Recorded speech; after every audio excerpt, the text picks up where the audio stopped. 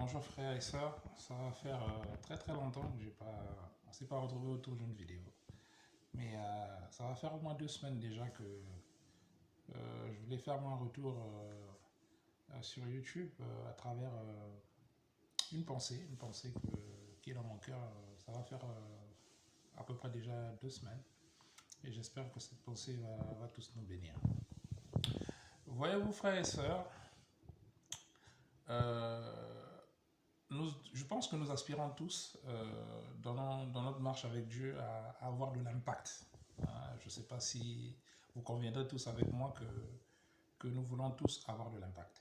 Aucun chrétien ne veut être un chrétien faible, un chrétien qui subit les circonstances, un chrétien qui est dominé par les circonstances, qui est dominé par le monde satanique, par les agents du diable, les sorciers, les occultes, etc. Aucun chrétien n'aspire à cette vie de médiocrité.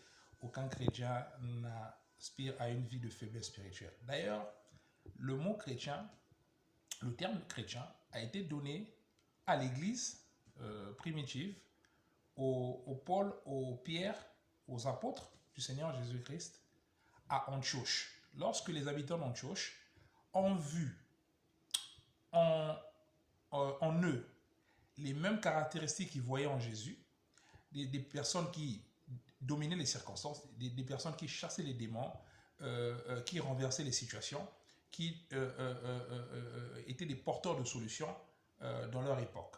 Ils guérissaient les malades, ils chassaient les démons, ils soumettaient les circonstances, ils vivaient le surnaturel. Et c'est à travers tous ces signes-là, toutes ces caractéristiques-là, que les Antiochiens ont vu en eux Jésus-Christ. Et ils ont baptisé du nom de chrétien. De la même manière, nous tous aujourd'hui, qui voulons marcher sur les pas de Jésus-Christ, qui portons le titre de chrétien, mais qui ne le manifestons pas encore,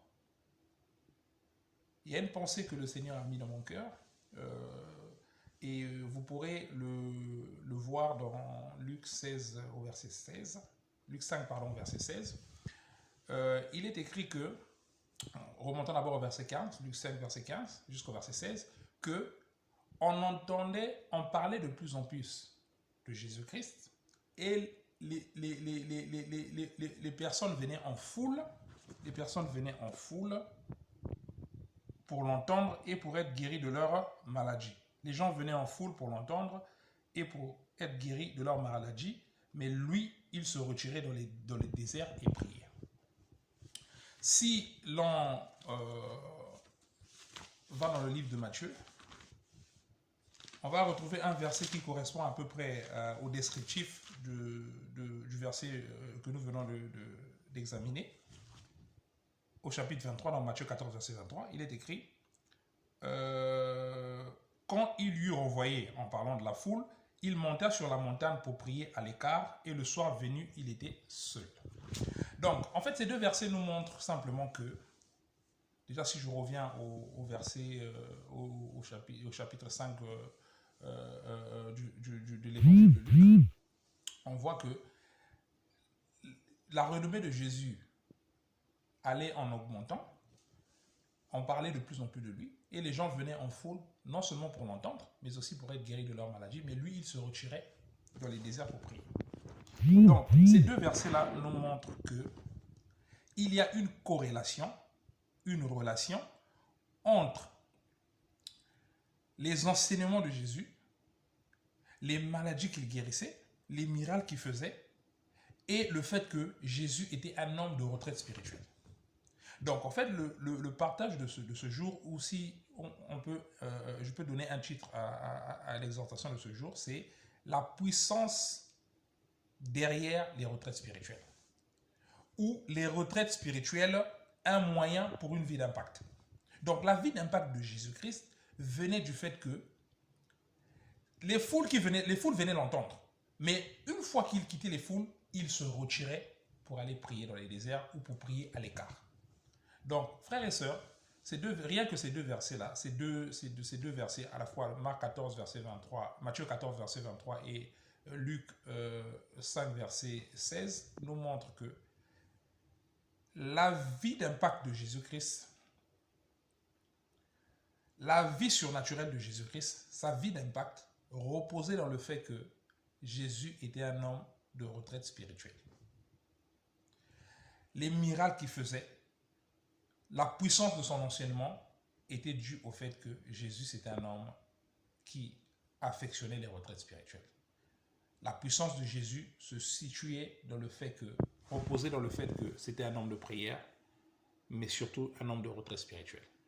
Il se retirait du monde, il se retirait des foules, il se retirait même de ses disciples pour aller être en contact avec le Père dans la prière, recevoir les directives et la puissance nécessaires, les instructions pour pouvoir être une solution dans les vies de toutes les personnes qu'il rencontrait et dans la vie de ses contemporains. Donc cela montre simplement que nous ne pouvons pas vivre notre vie comme tout le monde, nous ne pouvons pas être toujours entourés des autres, bien que on n'est pas seul dans la société, on vit au quotidien avec les autres, avec les amis, avec les collègues, mais si on veut vraiment avoir une vie d'impact comme Jésus, puisque c'est lui notre modèle par excellence, nous ne pouvons pas vivre une vie chrétienne d'impact si nous ne sommes pas des hommes de retraite spirituelle, des hommes et des femmes qui prenons le temps régulièrement de nous retirer, de nous mettre à l'écart pour pouvoir chercher la face de Dieu, être revêtus de la puissance du Saint-Esprit, recevoir les instructions et ensuite aller être des porteurs de solutions comme Jésus l'était.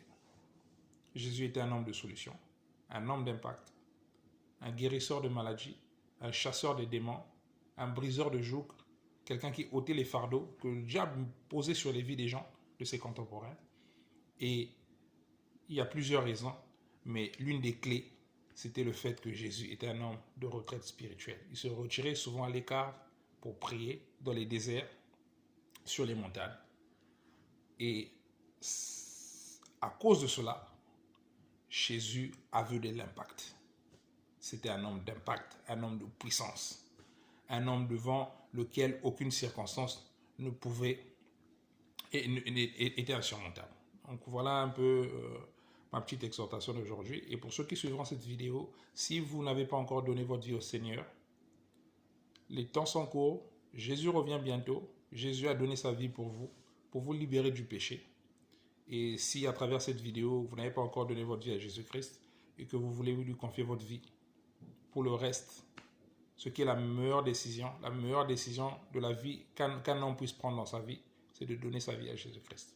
Pour qu'il prenne les rênes de vos vies, qu'il fasse de vos vies une vie de miracles, de prodiges et de signes au quotidien. Faites cette prière avec moi. Seigneur Jésus, je crois que tu es mort à la croix pour moi et que tu as pris mes péchés. Purifie-moi de tout péché, lave mes péchés, viens vivre dans ma vie, sois désormais mon Seigneur et mon Sauveur. Je te confie ma vie à partir d'aujourd'hui pour le reste de mes jours sur la terre. Amen. Soyez bénis et on se retrouve d'ici là, Dieu voulant, dans une prochaine vidéo. Bye bye.